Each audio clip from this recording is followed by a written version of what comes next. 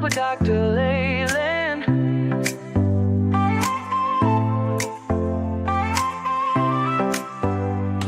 Step into the future, the world is waiting now. Dreams are in the making, we'll show you how. From the books to the screen, from the stage to the stars. Level up your game, let's raise the bar. Innovation, inspiration, it's in our DNA. Breaking through the limits, we're paving the way. Level up, reach the sky, take the lead, don't be shy. Your story's worth it, your light will shine. At Level Up Academy, it's your time. Oh, it's your time. At Level Up Academy, we rise and climb.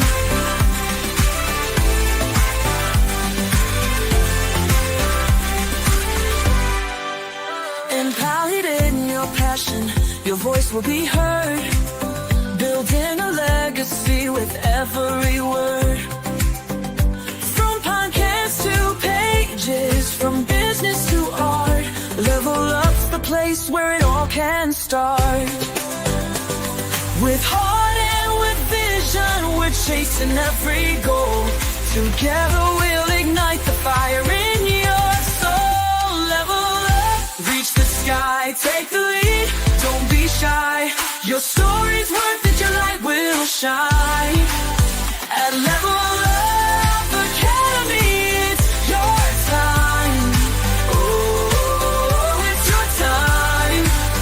At Level Up Academy, we rise and climb. Ooh, ooh, ooh. Oh, we're trailblazing, breaking through the mold. Dreams are alive, let your story unfold. With courage and pride, we'll take the fight. At Level Up, we own the night. Level Up, reach the sky, take the lead, don't be shy. Your story's worth it, your light will shine. At Level Up Academy, it's your time. Oh, it's your time. At Level Up Academy, we rise and climb. So let's level up and never look back. On the road to greatness, we're on the right track. Together we'll soar, together we'll thrive. At Level Up Academy, we're alive.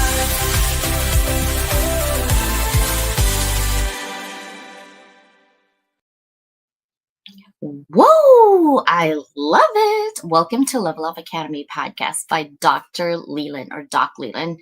So welcome to our community.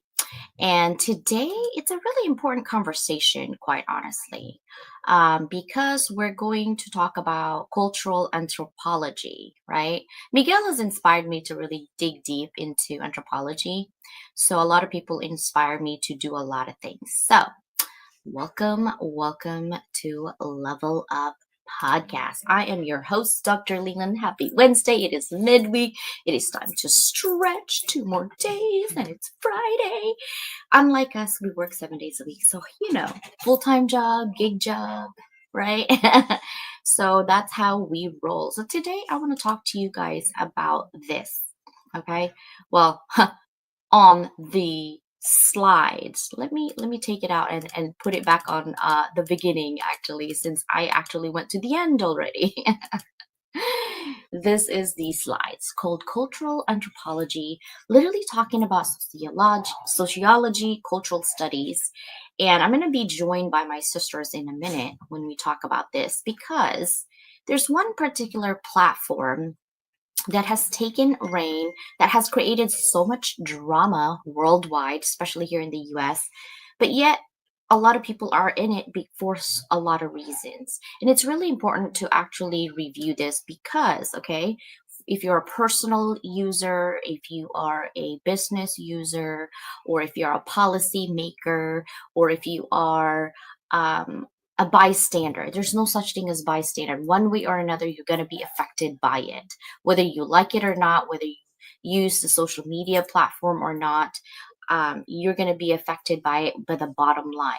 Because remember the basic formula of economics, right? Supply and demand, supply and demand.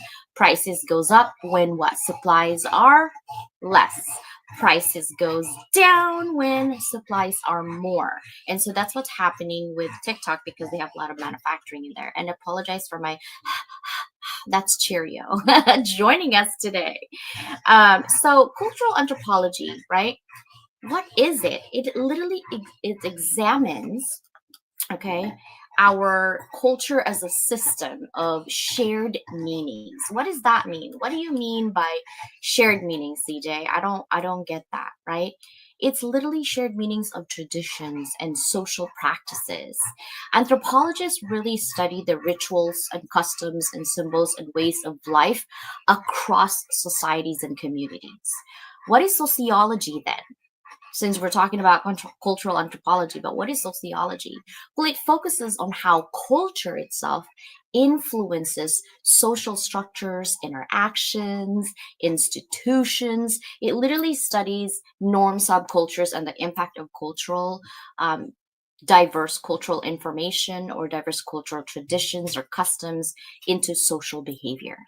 And then what is cultural studies, you may ask? It is an interdisciplinary field that explores how culture is produced, represented, consumed. It literally investigates, right? Media, pop, culture, ideology, power relations within societies. I know this is deep and I am on teacher mode.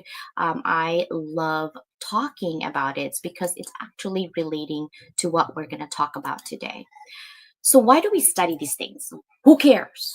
It helps us understand and humanities are heterogeneous and it fosters cultural awareness. What is cultural awareness? It's being aware of what is culture right now. When you live in California, we're like a fishbowl and there's different kinds of fish. In fact, there's some sharks in our fishbowl. Can you imagine? We will be eaten, but that's what's happening, right? Explains how traditions evolved and adapt to modernity. We are in a modern society, but are we? Right? I don't know. We may. Yes, of course, we're not crossing rocks to, sparks or ignite a flame, right? We are more modern than that. But our traditions, our culture, did we lose all of those? Or should we even think about them? That's the question. I don't know. It's up to you, right? Because this is your chance to join us. And it also aids businesses, educators, and policymakers in making informed decisions and engage in their communities. And it examines the impact of technology and globalization on cultural identity. Again, whether you are participating, learning, or whatnot, it's gonna happen, right? And what I want to focus today, because there's so many in terms of studying cultural anthropology, is just that white one right there. Provides insights into social trends, politics, and economic behaviors. That is a huge part. But that's why I want to talk about today, because we have some users of TikTok today. Now, we're going to provide insights into social trends, politics, and economics behavior. That is the main topic for today. So let's talk about this. Look at this. This is 2024 trend, guys. Do you guys know who Charlie XCX is? No, no, she's trending in 2024. She basically is an artist. She's British and she was the first Brit award of her career ever. This is her first time. And basically when she opened up her album, you see that word brat, and that's why they call it the brat green. It's a very neon aggressive color associated with her rebellious album. It's a rejection of minimalism and traditional of quiet luxury aesthetics. It literally signals a cultural shift towards louder self expression and breaking away from the restraints, the neutral tones of post pandemic fashion where everything is neutral. Have you seen Kim Kardashian? All of her cars are neutral, right? Because that is quiet luxury aesthetics. And Charlie says, nah, we're not doing that, right? Political insights. This mirrors broader Gen Z sentiment. frustration with societal expectations, political disillusionment, and a push for radical authenticity. There's that word again, guys. She's basically saying, I don't care what you guys think of me. This is me. You're going to take it? You're going to love it? Yes, we're here. Let's go party up. This is Brat Green. Guess what? Go to TikTok right now. Go ahead. Type Brat Green. See what you see. Go ahead, right? I welcome you. Now, economic impact. Fast fashion brands and independent designers capitalize on this. How do they do? How do they capitalize on this, right? Guess what? They quickly produce neon green pieces, showcasing the power of TikTok to drive instant demand and production cycles. Is that a good thing? Not from the workers of this manufacturing in China. I'm sure they work 24/7 instead of 9 to 5 here in America because we have labor laws. They don't, right? Am I promoting fast fashion? Heck no. What I want you to think, okay, consumers, is that the more you consume, the more these people also make it. The more that's trending, the more that they make it. Does that make sense? I'm not promoting anything. I'm promoting cultural awareness, cultural sociology, cultural anthropology. Think where it's going, okay? That's what I'm promoting. You see that lady? She's the Ministry of Thailand. You see that, Labubu? I got Labubus. I know, CJ. Trendy. It's so cute. Okay. You don't know Asian fashion? Okay. All of the influencers in the world, Asian influencers, K-pop, Philippine movie stars, Labubu. If you haven't seen it, type on TikTok, Labubu. You will see it. You see that girl? I kind of cut her face because I don't know who she is really. So I just kind of use, she has a Louis Vuitton and she has what? Labubu, right? And look at her bag. It's a luxury bag, but it's like, boom, just out of control, right? What does that mean? Number 2 is the bag charms and maximalism. This is a rejection of the minimalist culture. Clutter core as a response to digital minimalism. Social trend, the surge in customized, over-decorated purses. You should see mine.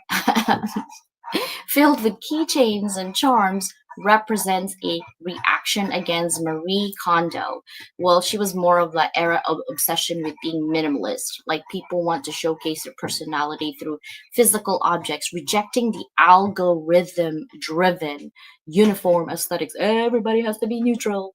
Everybody has to be gray because it's luxury aesthetics. Really? No. Right? Political insight. This trend ties into a broader resistance against hyper curated online identities. Instead of aesthetic perfection, people are embracing a messier, more personal sense of self. Have you seen LinkedIn? People are crying and taking pictures. Who has the time to cry and take pictures? I don't know if that's authentic to me. I could see video, like when you're creating a video and something emotional came in and you cry. Got it. But pictures? That's not very authentic to me. But if you're trying to prove a point, I guess that's on your end, right? No judgment here. That's what you want. But for me, it just doesn't flow right. Economic impact. This fuels resale culture. Look at your Goodwill. It used to be $7 per clothes. I go to Goodwill because I like to recycle stuff. And guess what?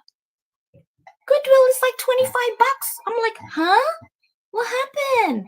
Aren't you supposed to be affordable? You're more than my puppy lush. What's going on? Right? Or it's just so crazy. So here's the thing. Nostalgia, Etsy, driven consumption, reinforcing the shift towards personalized, right, and collectible fashion over mass market trends. Now, they're trying to be in the middle, guys. Here's the number 3 to 2010s revival fashion nostalgia as comfort in uncertain times, right? What does that mean? The social trend, there's a resurgence of Tumblr era grunge, the Y2K elements, the 2010s pop culture isn't just about aesthetics. It's about comfort and familiarity in uncertain times. People look to the past for stability, right? Political insights as the world is facing economic instability, climate anxiety, geopolitical crisis, like everything is raining on our parade. Fashion cycles accelerate not just due to social media, but because nostalgic offers an escape from overwhelming present today. Economic impact. How does that impact our bottom line? Our money. Brands are profiting from this digital nostalgia economy. They're releasing iconic 2010s icon like think Urban Outfitters, reviving American apparel. Have you been to Urban Outfitters? Have you seen their $100 shirt? Why? Thrift flipping is a secondhand shopping boom among Gen Zs. My daughter, she goes in there and she's like, Mom, you know when we went down to La Jolla and the jacket, the leather jacket that didn't want to buy because it was 210. Look, it's $40 here. I was happy to give my debit card. Let me tell you, $40 or 210. Yeah, go for it, right? No one's gonna be like, you walking on the street like CJ. Is that from the thrift store? No, no one cares. You look good, you own it, you go for it. The end, right? This is the fourth one. You guys, I'm sure you know the Kardashians, right? That's not Kim, okay? That's his sister, Chloe. Viral phrases that shapes identity, language as a social divider or unifier. This is a Jimmy Kimmel Live, right? This is very demure. This lady literally just came on and basically she's talking about like how you should be going to work more demure, more professional, more friendly, like friendly to the eyes, not so much out there and things like that. And when she did that, she had like 5 million views. And so she got invited into the Jimmy Kimmel Live. I think, yeah, 5 million views. So TikTok catchphrases like very demure, very mindful. Go ahead. Go ahead. Go to TikTok right now if you have TikTok and search that. Search that keyword and see what happens. You will see your face, literally. Okay. Or Delulu is the Solulu. Do more than generate memes. They shape how people self-identity and create in-group belonging. This is my sister. She's the queen of belonging. Online communities use these phrases to signal shared values and aesthetic thrives. What's the political insights? The power of digital language to create that micro identities reflects a broader cultural shift. Younger generations are increasingly rejecting rigid identity categories. Okay, so you can say this and this, but they are saying no, no, no. There's more than just that. Okay, instead of opting for fluid or ever-changing personas, they shape that collective internet culture. What is that for economic impact? Brands now incorporate meme culture into marketing, knowing that engaging with viral language creates instant relatability. But this is also raises ethical concerns, right? How quickly does corporate adoption kill organic internet culture? That is a question for you to answer. The bigger picture, what these trends reveal about 2024 for the world. We just had 2024, or we're going to start on the first quarter. The end of first quarter is coming up, guys, in a couple of days, March. So we want to reflect last year so that we can see what is trending this year. I'll tell you what's trending this year in a minute. But TikTok isn't just speeding up trends, it's actually reshaping how people express, consume, and even understand identity. My sisters and I tag her all the time when I shop and she buys it and my heart just boom. I'm like, yes. She's like my live Barbie, literally. Anyway, the fast turnover of micro trend reflects economic instability, a search for belonging and resistance to corporate culture and control over our culture. A lot of people like to control the culture itself, but you can't because the internet literally creates culture. And you said, CJ, who controls it? The people. You guys don't see it, it's coming, right? Sustainability, self expression, and nostalgia driven consumption will shape industries beyond fashion. Expect similar disruption in music and films and even politics, right? What's trending in 20? There's actually more. There's actually more things that are trending in 2025. But these are the two that I want you guys to kind of focus on. Let's see if I can actually, hold on one second. I'm going to see if I can actually tell you exactly what they are. But the first two that I want to talk about is emergency contact trend. And it's funny that this is trending because Danielle is so passionate in her soul to do this. That's not funny. It's alignment, right? Look it up on TikTok. Users share humorous videos featuring their designated emergency contacts in amusing or unexpected situations.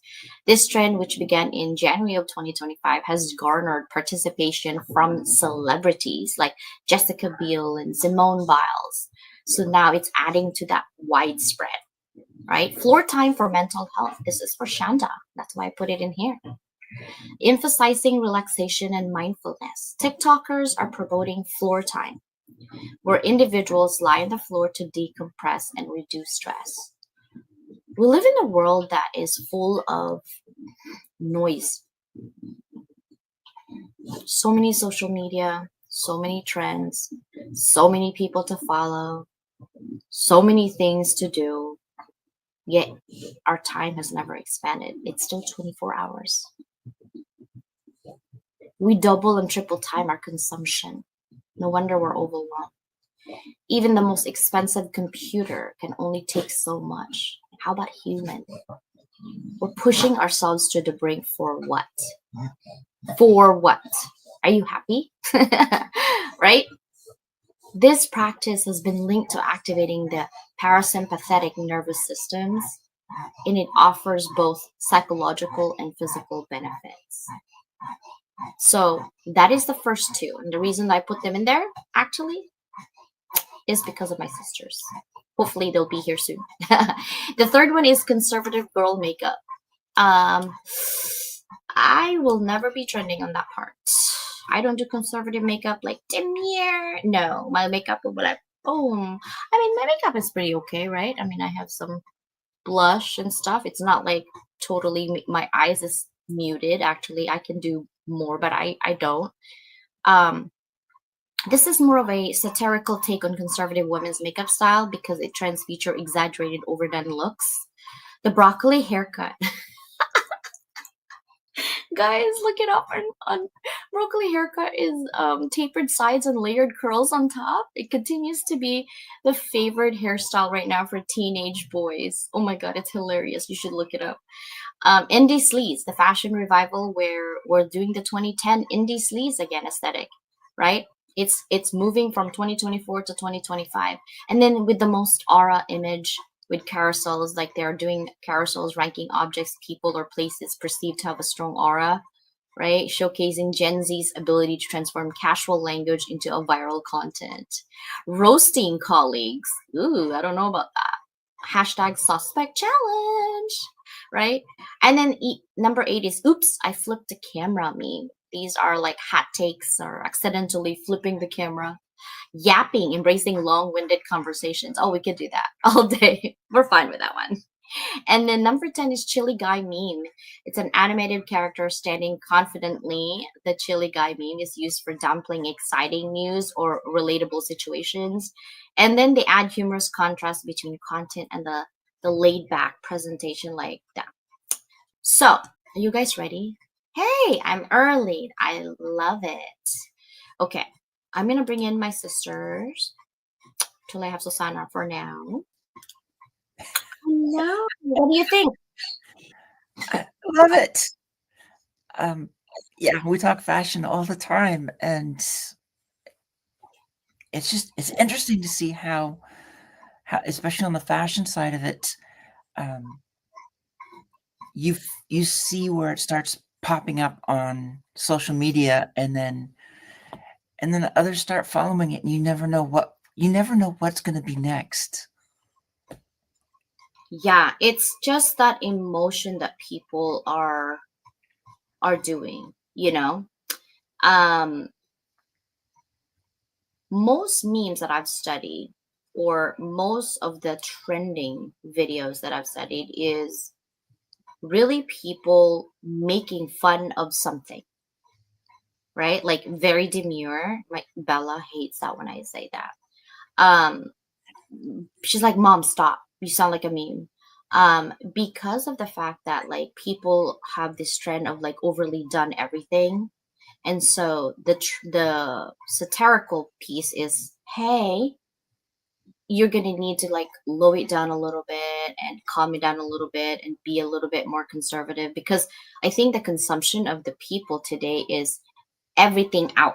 And I mean everything, right? Everything out. Language doesn't have any more. And it's more popular when you curse, when when you call women certain names and you call body parts. I can't believe we live in a culture where we can actually sing body parts and that's cool and trending. It's just so crazy. So very demure is a piece, if you really think about it, in terms of like cultural anthropology, is a piece of saying, hey, stop. There's some people out here that like to have fun, but not really like that. Right? So yeah. Let's go with our comments, sister. So Miguel is here. Hello, Miguel. What do you think of our anthropology conversation? Ah, I'm telling you, you have managed to ignite my passion for studies, cultural studies. I used to do that a lot because I wanted to understand my culture versus American culture versus Filipino culture versus Asian culture versus diverse culture versus this culture and California culture. I mean, there's so many culture. I'm like, boom. And I used to study those and the microcosms of it and the subculture of each culture. Um, because I wanted to see what culture and identity have to do with that. We identify with certain culture, but yet we create our own authentic selves. But it's really hard because I'm not American, but I'm not Asian, but I am Asian and American. Huh? You know what I mean? So, yeah, you see how confusing that is? Yes, it is. Hello, sister, brother Mike.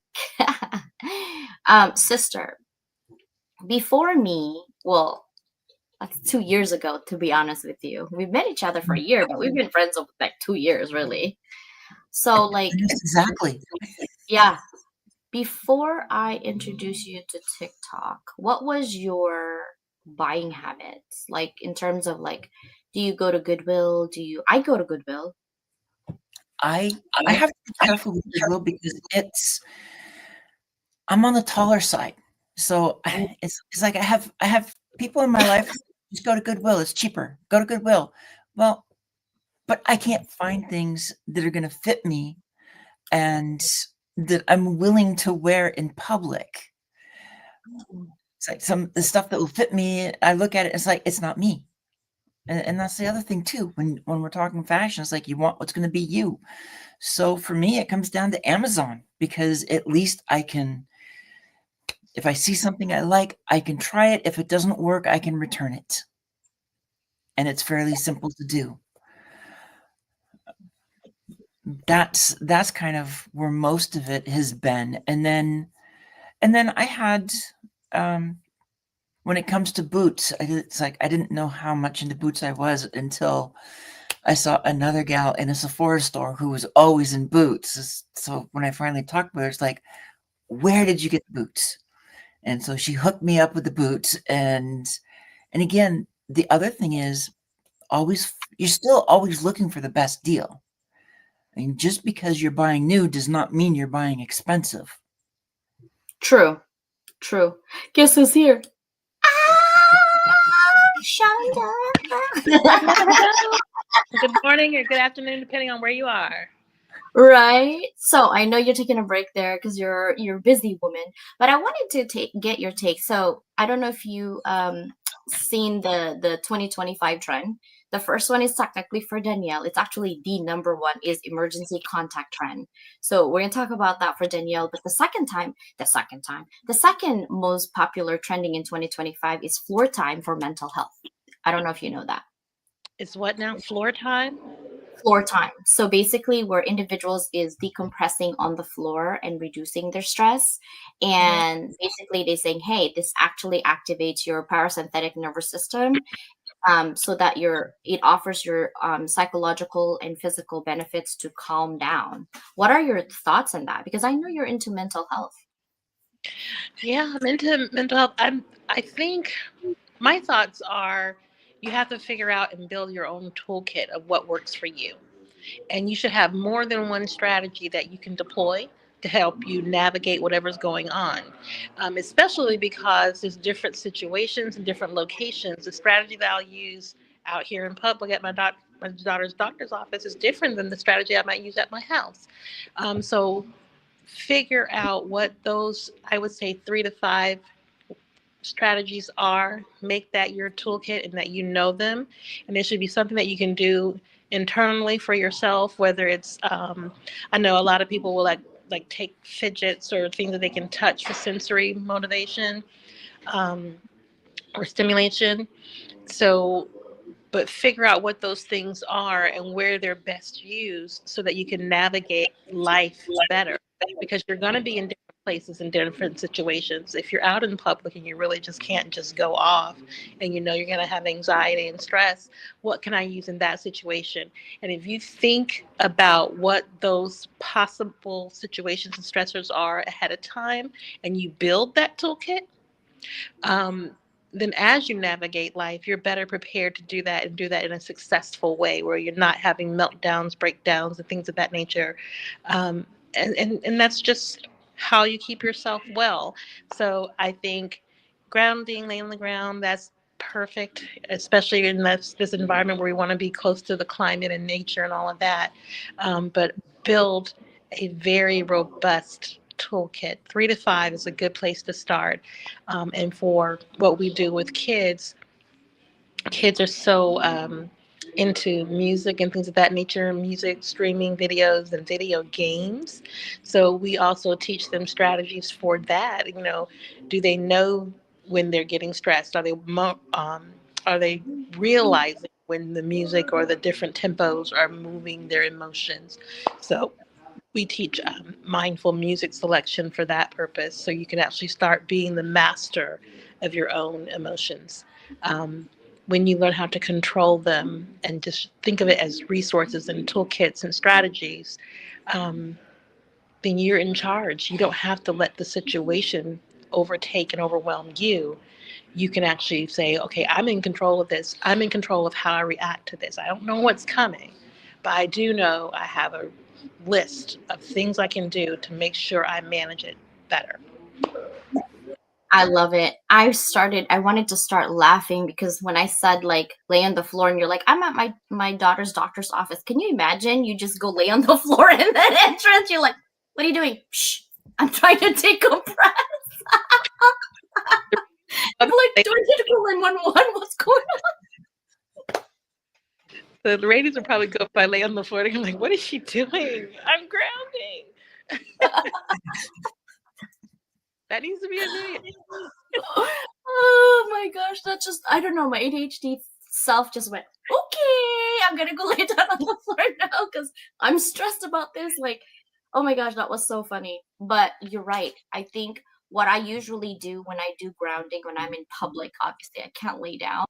I do box breathing and grounding at the same time. So I'm like, okay, CJ, you're okay. So 5 things that you can see, 4 things that you can touch. But in between that, I would do breathing 4 by 4 by 4 by 4. So I'd be like, because it disrupts my brain, right? Especially if you have ADHD. And then just breathe really hard and just close your eyes and like, let's just calm down 4 by 4 by 4. And then I just do the 5, 3, 2, 1. And then by that time, I'm like, I even forgot, like, okay, what was I stressed about? Okay, that's good. I don't want to talk about it anymore. Let's just go. Right. So I'm so glad. Oh, yay. Sister's here. Hello. Good morning. My $5 hat just works for me. Mike is hilarious. Okay. So the 2025 trend right now, sister, is emergency contact. I know this is not funny for you. This is something that is very purposeful and this is your life right now. But literally the trend in TikTok is that. Look it up on TikTok. But it's user share humorous videos featuring their designated emergency contacts in an amusing or unexpected situations, right? This trend happens, actually just started in 2025, like Jessica Biel and Simone Biles are doing it. So maybe you can even start your own trend and said, funny, not funny, when it comes to emergency contact. And then you can just have like a picture and make it into like a cut picture where you basically like cut from one, thing, like, okay, this is what's going to happen. And you're, in your emergency situation and you don't have an emergency contact. What are you going to do then? Right. So go with that trend. But how do you feel about emergency contact? I think it's important. Like, it's funny, not funny. But I feel like social media brings light to and humor and awareness to topics that are hard to talk about. Death, emergency services, especially, like with the fires that happen here in California and LA, Los Angeles, and Southern California. And also that could be a daily thing for people who caretake, like my husband. So I feel like hopefully this can bring more awareness to people and the healthcare system or the emergency system, so that some of these emergency situations, in all seriousness, can be those gaps. In those gaps, we can find solutions to better serve our communities in an emergency situation, whether it be a fire, whether it be somebody's health, so we can really save lives. So I like that social media brings light to and humor to things that are really tough. Yeah. And I think that's what we do, because we're all business owners, but we're also human. We also have human lives. We also have businesses, right? On top of our full-time job, literally.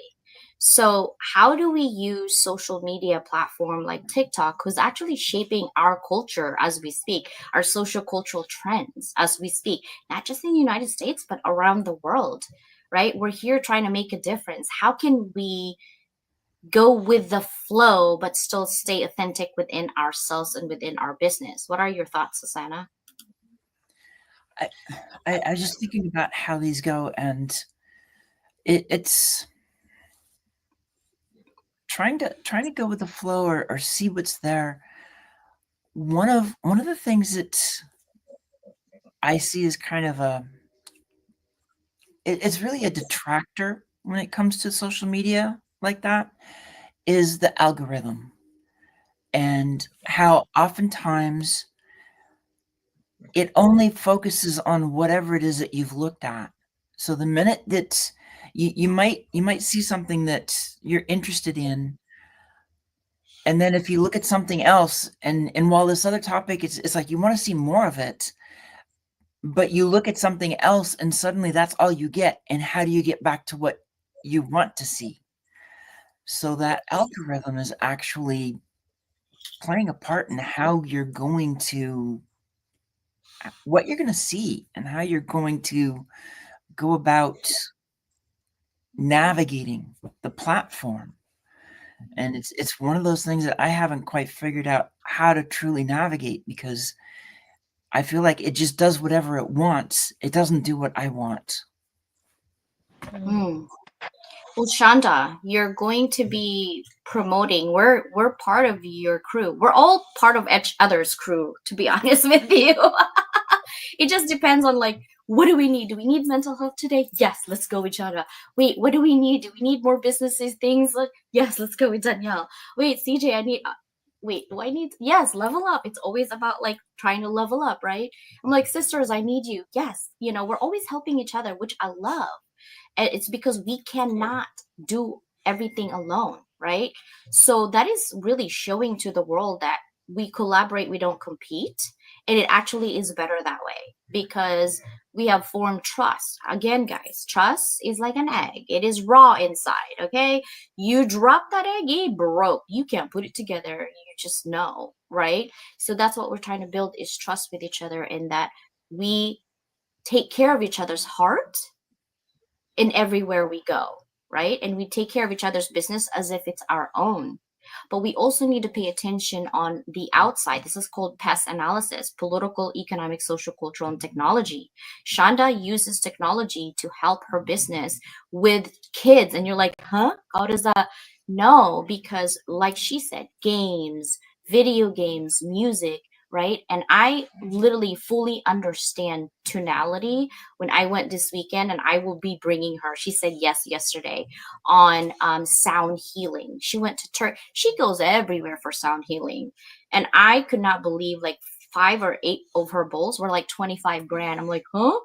I hope you're not eating on those bowls. Like, CJ, no, no, these are just for sound healing. I'm like, man, my dummy self didn't even know what that means, right? But I'm learning every day, right? This is where we go. So now I do want to ask you, and you got to be honest, Sister Danielle, do you buy stuff from TikTok? I've only bought a few things from TikTok. How about Shonda? I bought my first thing from TikTok last week. It hasn't arrived yet, so we're going to see how it goes. Ooh. So Santa? Oh, you already know the answer. This. Yeah, so CJ is a bad sister. No, I it's- buy a lot. Yeah, I buy a lot in there, but I actually tag Susanna and said, "Sister, this would look good on you." And then I try to picture what she would look like. She's like, "Oh, fine." So she does.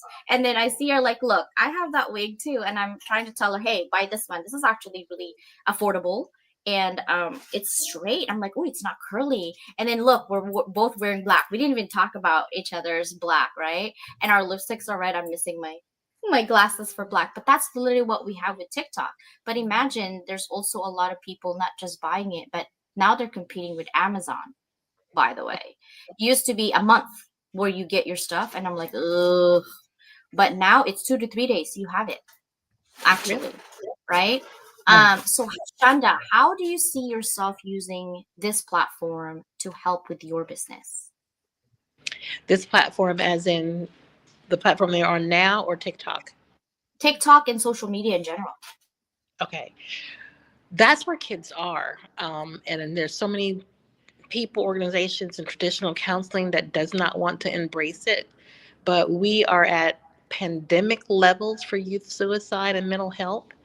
And if kids are, not even if kids are, let me just tell you, the statistic is kids are spending 3 hours and 45 minutes a day, just listening to music. When you add in videos like TikTok and things of that nature where they're scrolling, it's 5 hours a day. If you put gaming with that, then the average child is spending 8 hours a day consuming one of those 3 items.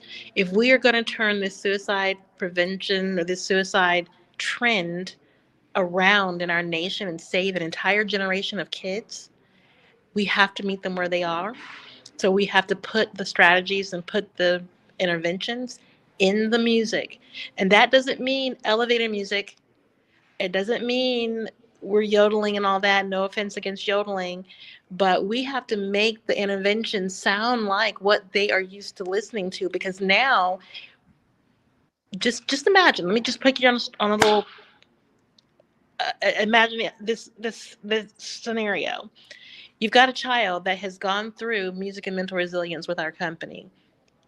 And now they know strategies, and they know these songs that they can memorize that say, if I feel or catch myself thinking about hurting myself, I know I'm just going to tell myself it's just a pain talk, and they can stop that thought. And they can remember it, just like when they sang A, B, C, D, E, F, G. We are putting it in those elements, but nowadays it's not going to be an ABCD song. That melody, it's got to have some bass. It's got to be banging. So we're bringing the bass, we're bringing the banging. We got it in rock, we got it in pop, and we're putting real suicide prevention strategies in music, in song, in videos, and in video games. Think about how many hours those kids are playing those video games, and now they're talking, and while they're playing this game, music is blaring in the background. What if we're blaring in the background, teaching you how to not kill yourself? What to do when you hear that suicidal thought? That's what needs to happen. And while everybody else is sitting around saying, okay, I want to go to a therapist's office and I want to sit, that's not how kids communicate. It's not what works for them. So what we are doing is meeting them where they are. They're in their devices, they're in their phones. We're meeting them where they are and giving them solutions that they need. We just don't leave them there. We then go forward and teach them strategies that will be able to help them, strategies, toolkits, certifications, so that we can take them from just the music and moving it forward to how do I plan my life. Because, and like, if you ask me the question, I'll get on the soapbox. So sorry. But if we can get, and there's 2 different case studies that say, the CDC and the U.S. Surgeon General, if we can get kids focused on a future focus where they are focused on planning their career path, do you know suicide ideation goes down by 50%? Why is that not more mainstream? So what my organization does, what makes us the unicorn in the mental health industry right now, is that we're coming out blazing. We're kicking down doors. We've got music, and I don't care if you don't like the music, the kids like it, and it's going to save their life. So we are going to be we put the music and the strategies and suicide prevention strategies, mental wellness, all of that is in music, in songs, in videos. And then we teach them the strategies of how do they create that music. So now they have an outlet. Now they can express themselves. Now they're learning how to have interpersonal communication skills. This is what we do. So we teach them, we meet them where they are, but we don't leave them there. Let's give them the path that gets them to where they are going to be going. And then they become the generation of leaders, and the leaders in their schools and the leaders in their community. Like, I know one of my advisors for my business, I wanted to do a junior advisory board. I want kids on my board. I want my board meeting to have kids in it. And they're like, you can't do that. I'm the CEO. Yes, It's I for can. kids. Yeah, I'm like, it's for kids. It's their voices. It's for them, that gives them impact. They're like, why don't you just do a focus group and let them give you feedback? No, I want them to learn how to run the business. Because the reason they do it is because no one taught them and their parents weren't taught. But if I have those kids in that boardroom, they're learning to lead. And then what can they come up with even beyond what I came up with? So that's where we are. I love that. Victor actually is from TikTok. He's pretty cool. He's one of my TikTok mentor. I'm so glad you brought yourself here. It's just like cool program. We'll have to see in the future if it works. Yeah, that's the thing, is we're trying to start it and see. That's the beauty of innovation. You don't know if it works, but how do you know if it works or doesn't work if you don't start it? You don't. So the fact that we're starting it, we're going to see if it works or not. But we would love everybody's help, right? It's because that our kids are our future. And I know sister has to go with Coco. Aww, that's her playmate. She's probably like squishing her face while she's when she's stressed out. I'm like, Coco, what are you doing? Oh my gosh, sister, I know you have to go, but I wanted to know how you're going to leverage social media to get your voice out there, be heard, be seen, and get amplified. For me, typically, the type of work that I do, in human resources and equal employment now with what I do for the government, it would typically not be something I would do. But in between time, on my breaks, and before and after my work, using those social media avenues like TikTok, Instagram, Facebook, Twitter, to bring awareness to emergency services and people who caretake, so that our messages are meeting people, like other people. That's a good point, meeting them where they are, because if people are on social media and TikTok, millions of people all over the world, and that's the way to reach them, to get our messages across. And a lot of the things that I'm involved in, and we are all involved in, is works of the heart. And so if we want to make those social impacts, we have to go and use social media to leverage our message. And I hope that those messages are aligned with our business, our core values, what we stand for as people. And so for me, it would be to leverage it to really save lives and communicate for people like my husband, who in situations of an emergency cannot communicate for themselves. Yes. Maybe we'll have some dance moves. Oh my god, I was actually thinking about that. My youngest daughter, Mom, stop. I'm like, hey, it's not my fault your friends follow me. I'm just saying. Like, you know what I mean? Like, I don't know what to tell you. It's a free country, freedom of speech. I'm There's just worse saying, First Amendment. Wait, I can't hear you. Shanta, what did you say? Worst thing is having the cool mom. I know. And I was like, it's not my fault. Hello? And you're like, bye, sister. Thank you for coming in. Now, before we end this, Vic says, I agree with using music to help cultivate the mind. It's so true because music does, I mean, it saved my oldest, right, from depression and stuff.